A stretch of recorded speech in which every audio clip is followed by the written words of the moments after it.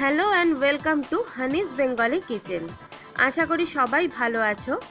আজকে আমি তোমাদের সাথে ঘরোয়া পদ্ধতিতে চিকেন কারি রেসিপি শেয়ার করতে চলেছি।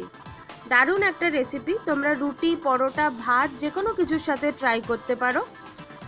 রেসিপিটি করে জানিও কমেন্ট বক্সে কেমন লাগলো।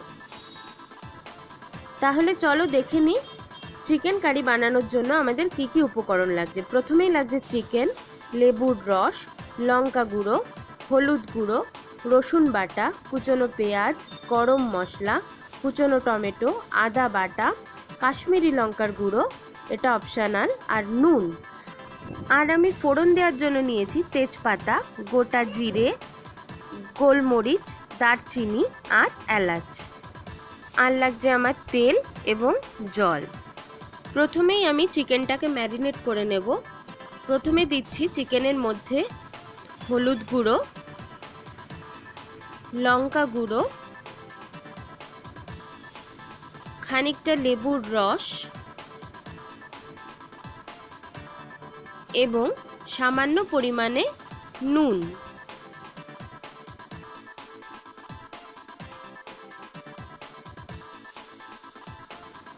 চিকেনটা ভালো করে মাখিয়ে নিয়ে ম্যারিনেটটা আমি 15 মিনিটের জন্য রেখে দেব। চিকেনটা আমার 15 মিনিট ম্যারিনেট হয়ে গেছে। আমি কড়াইও বসিয়ে দিয়েছি গ্যাসে। কড়াই গরম হতেই আমি এর মধ্যে দিয়ে দিচ্ছি সাদা তেল।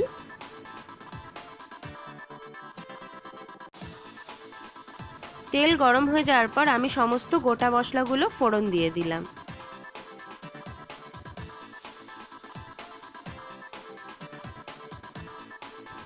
ফোড়নটা একটু ভেজে নিয়ে আমি এবার এর মধ্যে দিয়ে দিচ্ছি কুচনো পেঁয়াজ। পেঁয়াজটা হালকা করে ফ্রাই করে নিচ্ছি।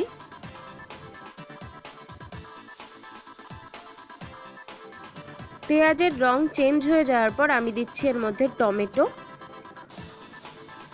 সামান্য নুন দিচ্ছি যাতে পেঁয়াজ এবং টমেটো হালকা নরম হয়ে আসে।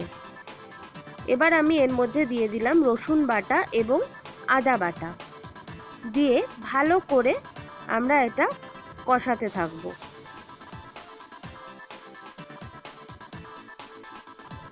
এবার দিচ্ছি হলুদ গুঁড়ো, লঙ্কা গুঁড়ো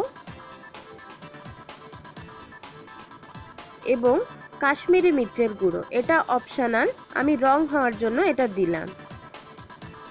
অল্প পরিমাণে জল দিয়ে মশলাটাকে আমরা অনেকক্ষণ ধরে কষাবো। মশলাটা কষানো হয়ে গেছে। তেল ছেড়ে যাওয়ার পর আমি এর মধ্যে ম্যারিনেট করা মাংসটা দিয়ে তার মধ্যে দিয়ে দিচ্ছি পরিমাণ মতো নুন এবং ভালো করে কষাতে থাকছি। যতক্ষণ না চিকেনের গা থেকে তেল ছেড়ে আসছে ততক্ষণ অবধি আমরা এটা কষাবো। চিকেনের গা থেকে তেল ছেড়ে এসছে, আমি সামান্য পরিমাণ জল দিয়ে একটু নাড়াচাড়া করে ঢাকা দিয়ে এটা কম আঁচে বসিয়ে রাখছি।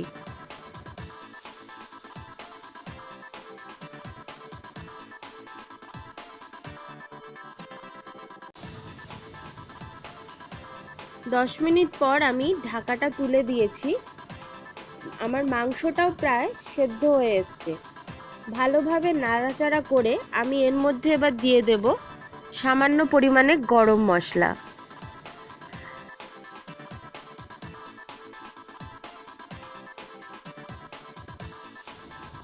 চিকেন কষা আমার রেডি হয়ে গেছে।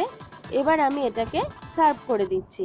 এরকম আরও নতুন নতুন রেসিপি পাওয়ার জন্য অবশ্যই আমার চ্যানেলটিকে সাবস্ক্রাইব করো এবং বেল আইকনটি প্রেস করে দিও যাতে ভিডিওগুলোর পোস্ট তোমাদের কাছে পৌঁছে যায় সবার আগে।